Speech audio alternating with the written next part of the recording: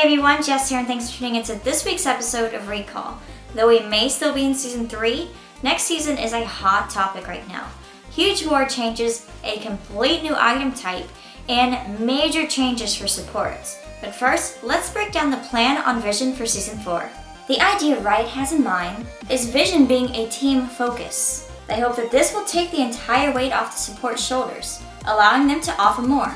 Green and Pinks will not be the wards we know and love anymore. Sight wards will now don the name of Stealthy Ward, and I bet that's because the Vision wards will no longer be invisible to the enemy team.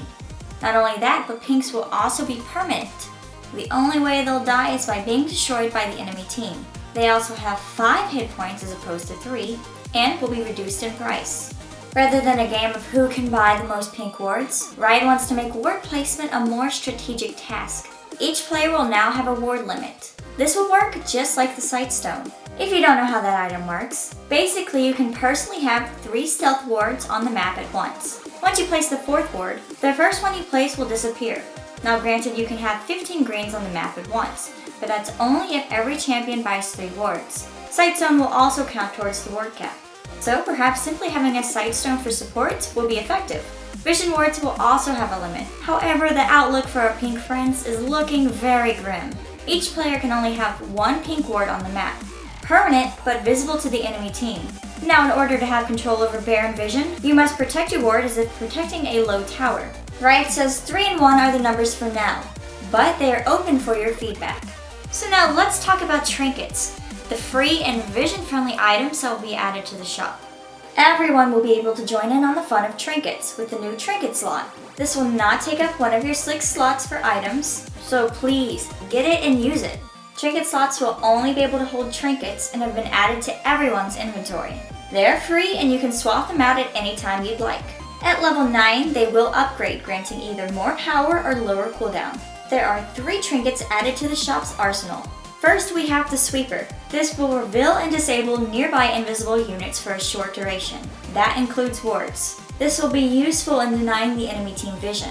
As of right now, this does not reveal enemy champions. Next up is the Totem. This will allow you to place a stealth ward that will last 1 to 2 minutes depending on its level. It will act almost like Wriggle's Lantern. So basically a free ward on cooldown that doesn't cost you a slot. And lastly, we have the Lens. This is just like a mini clairvoyance. It will reveal a nearby area on the map for a brief time. This will clear the fog of war so your team can scout out areas. The range will not be as large as CV, however. Riot hopes to get the whole team involved on Vision, as well as offering specialization. These will be the starting 3 trinkets, but more will be added in the future. And supports are getting a huge revamp. The low income, face checking, and ward dispensing lifestyle may not be a thing of the past. There are many great things in store for supports, but let's break down some of this new information. In the short, supports are getting a major buff. Gold, to say the least, will be flowing in for all of you support players. There will now be assist streaks for players who have a substantial amount of assist. Players will get additional gold per assist if they have significantly more assists than they have kills. This could help almost anyone on the team if you're not securing any kills, but for supports, this is major. Riot is also exploring possible masteries that will give some additional early gold to supports. But the big talk right now is on all of the items. So let's take a look at the 3 that Riot has released for us right now. First, we have Philosopher's Stone. This item will grant gold every 5 seconds, and when a nearby ally kills a minion, you earn gold from the kill. Next up is Executioner's Emblem. This will execute a minion below 200 health and grants gold to both you and your nearest ally when you last hit. The ally will gain a small gold bonus on top of this. This will happen up to twice a minute. And lastly, we have Spell Thief's Blade. This makes your spells and basic attacks against enemy champions grant you gold. It cannot affect the same target more than once every 10 seconds, and last hitting an enemy disables the effect for 10 seconds. You will not be able to stack these items. You can thank MadLife and Hacker2V for that. They proved that by maxing these new support items, you could possibly have more gold than any other player in the game. So here's how these items will work. Say you start building an item. You cannot start another item path unless you sell the other item.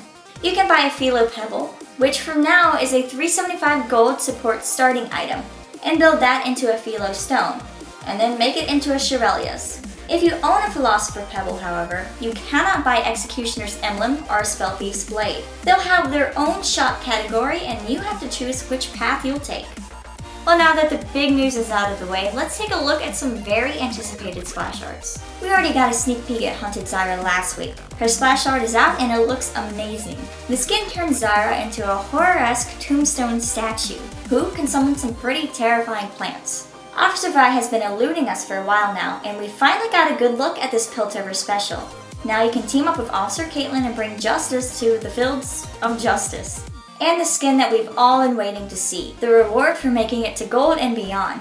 Victorious Elise, regal and prestigious, the webs she spins are made of pure gold. How fitting.